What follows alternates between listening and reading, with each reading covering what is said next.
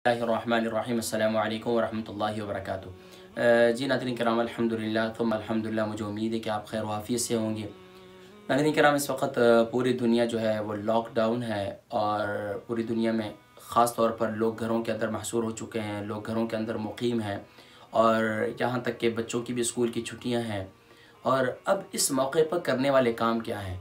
देखें, अब अल्लाह की तरफ से ये एक आज़माइश है और इस मुश्किल घड़ी में जहाँ पूरी दुनिया के अंदर ये कहा जा रहा है, तमाम जितनी जो है सेहत से मुताल्लिक़ जितने इदारे हैं वो सब इस बात की तरफ तवज्जो दिला रहे हैं कि आप स्टे होम, यानी कि आप घर के अंदर रहें और घर के अंदर ही आप जो है घर के अंदर रहने में ही आपके लिए आपकी हिफाजत है और आप वायरस से महफूज हो सकते हैं।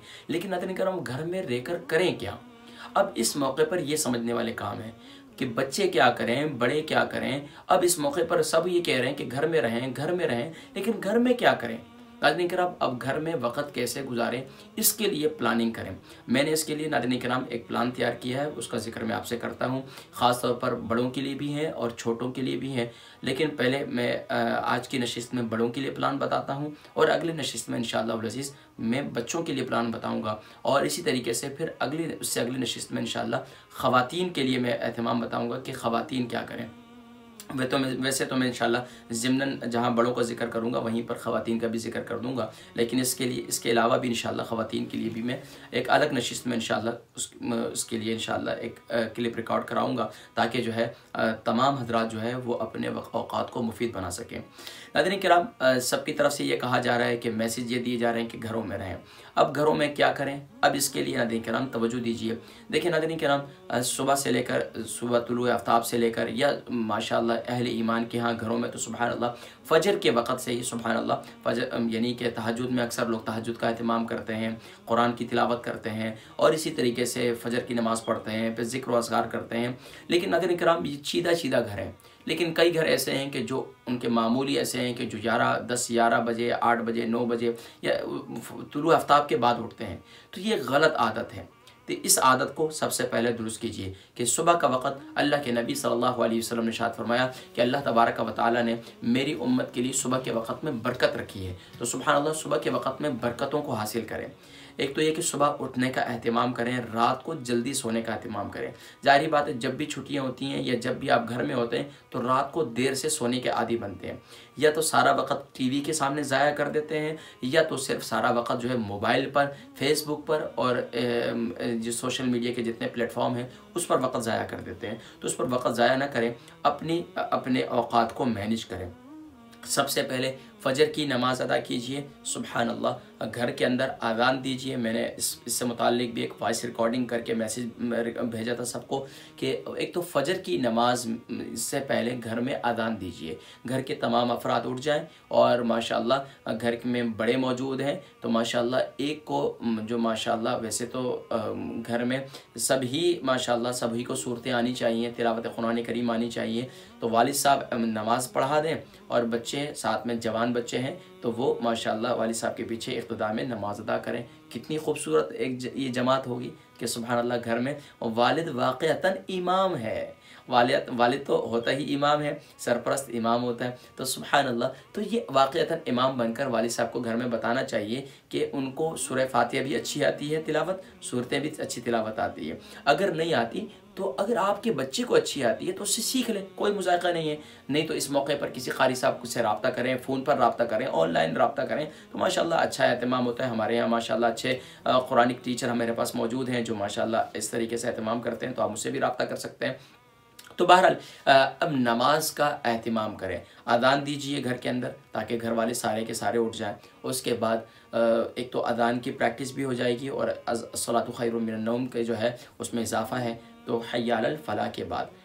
तो अब इसी तरीके से अब उसके बाद क्या है, फ़जर की नमाज़ अदा करें। फ़जर की नमाज़ के बाद बैठ जाएं और सुभान अल्लाह फिर घर के अंदर खूब तस्बीहात का, तुलूए आफ्ताब का इंतज़ार करें। तस्बीहात पढ़ें, ज़िक्र व अज़कार करें, सूरह यासीन शरीफ की तिलावत करें। घर वाले तमाम के तमाम अफराद मिलकर सूरह यासीन शरीफ की तिलावत करें, इंशाअल्लाह बरकतें नसीब होंगी। इसके बाद इंशाअल्लाहुल अज़ीज़ फिर आप नाश्ते का एहतमाम करें, नाश्ता वगैरह कर लें और फिर नाश्ते से लेकर फिर काफ़ी टाइम होता है तो तकरीबन आधा सिपारा तिलावत कर लें, नाश्ता कर लें, नाश्ते के बाद इशराक की नमाज़ अदा कर लें। तो इशराक यह हदीस मुबारक ये है कि जो सुबहान अल्लाह फ़जर की नमाज़ के बाद मुसल्ले पर ही बैठा रहे और सुबहान अल्लाह इशराक की नमाज़ का इंतज़ार करें तो सुबहान अल्लाह, अल्लाह तबारक व तआला सुबहान अल्लाह उसे हज और उम्रे की सआदत नसीब फरमाते हैं, उसको मकबूल हज और उम्रे के सवाब नसीब फरमाते हैं। और यहाँ तक के ज़िक्र है कि इशराक की नमाज जो है सुबहान अल्लाह और इसकी बेशुमार बरकतें इंशाअल्लाह फिर किसी मौके पे मैं ज़िक्र करूँगा। इसके साथ साथ नाज़रीन किराम फिर नाश्ते का अहतमाम करें, नाश्ते के बाद चाश्त की नमाज़ अदा करें। चाश्त की नमाज़ हमारे तमाम जिस्म के जोड़ों का सदका है, तो चाश्त की नमाज़ की पाबंदी कर लें, घर के अंदर है माशाअल्लाह। फिर उसके बाद थोड़ा सा आराम करना है तो आराम कर लीजिए, घंटा डेढ़ आराम कर लीजिए, फिर उसके बाद उठ जाइए, फिर तिलावत कुरान करीम का अहतमाम कर लीजिए। तो इंशाअल्लाह इन दिनों में आप तिलावत कुरान करीम में भी सोच रहा हूँ कि इंशाअल्लाह मैं बाकायदा एक पूरा कुरान करीम जो है एक सोशल मीडिया पर बाकायदा सिलसिले का आगाज़ करूँ कि इंशाअल्लाह हम किस तरीके से हम कुरान करीम की तिलावत करें और पूरे कुरान करीम की तिलावत रिकॉर्डिंग करने की मेरी नीयत है। अल्लाह करीम की बारगाह से तौफ़ीक़ है कि अल्लाह करीम तौफ़ीक़ नसीब फरमा दे। तो बहरहाल ये आप एहतमाम करें। ज़ोहर की नमाज़ का वक्त हो जाएगा तो घर में अपनी वाइफ की हेल्प करें, घर में बच्चों के साथ बच्चों को एक्टिविटीज़ दें, बच्चों के साथ थोड़ा सा खेलें, बच्चों को वक़्त दें, क्योंकि पूरे वक्त में अगर सिर्फ पढ़ना पढ़ाना हो तो बच्चे भी बोर हो जाते हैं। बच्चों के साथ थोड़ा सा टाइम गुजारें, बच्चों की तरबियत करें हिकमत अमली से। एक बच्चे को बिठा कर नहीं, गैर महसूस तरीके से बच्चों की तरबियत करें, जिस तरीके से मेरे और आपके वालिदैन ने की है।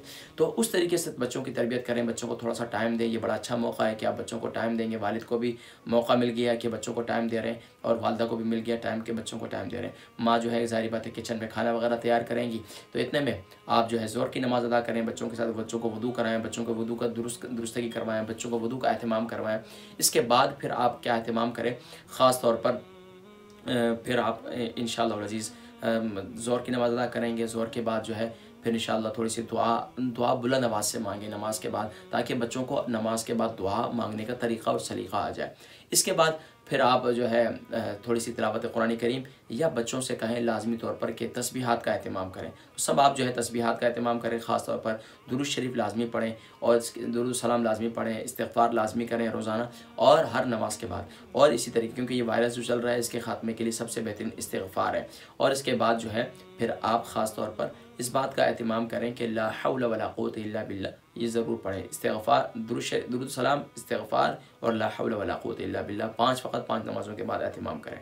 फिर उसके बाद जो है असर का वक्त होगा, बच्चों के साथ थोड़ा सा बाहर गार्डन में निकल जाएं, बच्चों के साथ थोड़ी सी एक्टिविटीज़ करें, बच्चों के साथ खेलें थोड़ा सा, ताकि बच्चे जो है थोड़े से अगर आपका गार्डन सेफ़ है और दूसरे आस पड़ोस वाले उसमें नहीं आते हैं, सिर्फ आप और आपकी फैमिली है, तो उसमें कोई मुज़ायक़ा नहीं है। मेरी NHS से भी बात हुई थी तो उन्होंने कहा कि अगर आप और आपकी फैमिली है, बच्चे हैं, तो कोई मुज़ायक़ा नहीं है।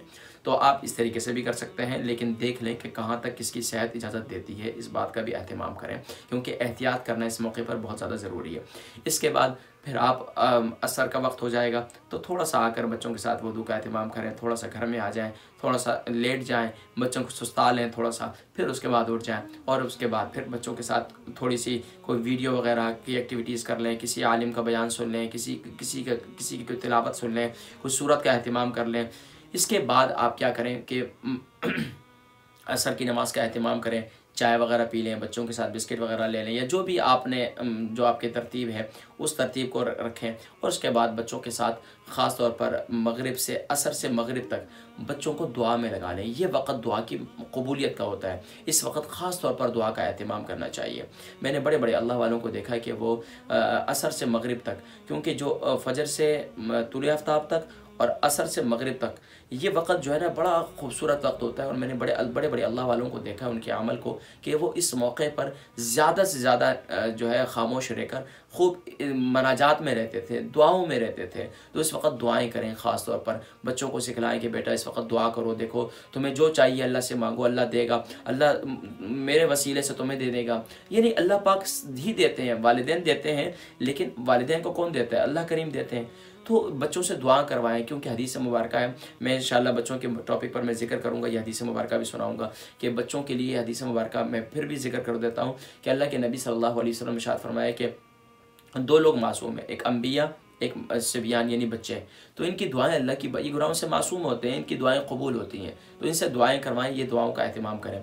इसके बाद मगरिब की नमाज़ का एहतमाम करें, मगरिब की नमाज़ पढ़ लें, मगरिब के बाद जो है सूरह वाक़िया का एहतमाम करें। और इसी तरीके से फिर आप जो है घर के अंदर बच्चों के साथ थोड़ा सा कुरान स्टडी का एहतमाम कर लें, कुरान सीखने का एहतमाम करें, छोटी छोटी सूरतें ज़बानी याद करें, आप बच्चों को सुनाएं, बच्चे आपको सुनाएं, इस तरीके से याद करना शुरू कर दें, ये एक अच्छा मौका है।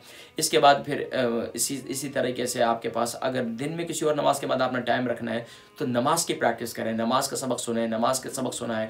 इसी तरीके से नमाज जनाजा की दुआएं सिखाएं, नमाज जनाजा की दुआएं सीखें और अपने आप को दीन से जोड़ने की कोशिश करें, या किसी एक अच्छी किताब के मुतालिया करें, बच्चों को पढ़कर सुनाएं, बच्चे आपको पढ़कर सुनाएं, बच्चियों से कहें, बच्चियाँ पढ़कर सुनाएं। तो इस तरीके से इंशाल्लाह ये किसी न किसी सहाबी का स्टोरी टाइम रख लें, इशा की नमाज़ पढ़ें, इशा की नमाज़ के बाद स्टोरी टाइम रख लें। आप ये देख रहे हैं गोरे हैं इनके यहाँ, तो क्या होता है कि ये स्टोरी टाइम रखते हैं, बच्चों को मुख्तलिफ बनावटी स्टोरियाँ सुनाते हैं। सुभान अल्लाह, हम लोग तो वो हैं कि सुभान अल्लाह हमें जो ऐसे रियल स्टोरीज़ हैं सहाबा की, सहाबियात की, ताबिईन की, तबा ताबिईन की, औलिया अल्लाह की ज़बरदस्त स्टोरी हैं जिनको सुनने के बाद ईमान भी पुख्ता होता है और सुभान अल्लाह ईमान के अंदर मज़ीद क़ुव्वत पैदा होती है और अल्लाह पर यकीन मज़ीद मजबूत होता है।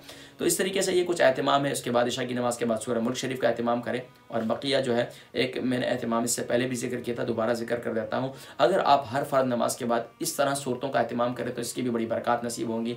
नंबर 1, फजर की नमाज़ के बाद सूरह यासीन शरीफ, ज़ोहर की नमाज़ के बाद सूरह फतह, असर की नमाज़ के बाद सूरह नबा और सूरह नबा के साथ सूरह दहर, सूरह इंसान भी पढ़ सकते हैं। और मगरिब की नमाज़ के बाद सूरह वाक़िया, इशा की नमाज़ के बाद सूरह मुल्क शरीफ और बकिया आप जो भी एहतमाम करना चाहें वो आप एहतमाम करें। नाज़रीन किराम, ये मैंने मुख्तसर सा एक सैम्पल सा आपको बहुत आसान सी एक्टिविटीज़ बताई हैं। बाकी हर एक अपने घर के मुताबिक, अपने बच्चों के मुताबिक, उनकी नफ्सियात के मुताबिक, ज़रूर नहीं आप मेरे ही प्लान पर अमल करें। आप जैसे अपने वक़्त को मैनेज कर सकें वो ज़रूर आप करें। मैंने एक फ़िक्र देनी थी, एक सोच देनी थी कि आप अपने औक़ात को किस तरीके से मैनेज करें, क्योंकि घरों में बच्चे भी फेड अप हैं और वालिदैन भी फेड अप हैं कि अब इस मौके पर करें तो क्या करें। तो अल्हम्दुलिल्लाह ये वीडियो कुछ तवील हो गई, लेकिन इंशाअल्लाह अज़ीज़ अगली वीडियो बच्चों के लिए रिकॉर्ड करूँगा और फिर ख़वातीन के लिए कि ख़वातीन क्या किस तरीके से अपने औक़ात को मैनेज करें, बच्चे अपने औक़ात को किस तरीके से मैनेज करें और वालिदैन उनके औक़ात को किस तरीके से मैनेज करें। इंशाअल्लाह अज़ीज़ ये अगली वीडियो में मैं ज़िक्र करूँगा। ज़रा दीजिएगा अपने मेज़बान मोहम्मद फ़रहान सिद्दीक़ी को बर्मिंघम UK से। अस्सलामु अलैकुम व रहमतुल्लाहि व बरकातहू।